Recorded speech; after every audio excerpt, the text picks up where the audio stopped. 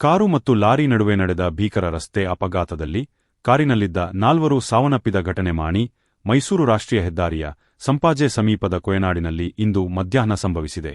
ಕೊಡಗು ಜಿಲ್ಲೆಯ ಗೋಣಿಕೊಪ್ಪಲಿನ ಮಾರುಕಟ್ಟೆ ರಸ್ತೆಯ ನಿವಾಸಿಗಳಾದ ನಿಹಾದ್, ರಿಸ್ವಾನ್, ರಾಶಿಫ್ ಮತ್ತು ರಿಷು ಮೃತಪಟ್ಟವರು ಎಂದು ಗುರುತಿಸಲಾಗಿದೆ. ಅಪಘಾತದ ವೇಳೆ ಇಬ್ಬರು ಸ್ಥಳದಲ್ಲೇ ಮೃತಪಟ್ಟಿದ್ದಾರೆ. ಉಳಿದ ಇಬ್ಬರು ಆಸ್ಪತ್ರೆಗೆ ಸಾಗಿಸುವ ದಾರಿ ಮಧ್ಯೆ ಕೊನೆಯುಸಿರೆಳೆದಿದ್ದಾರೆ.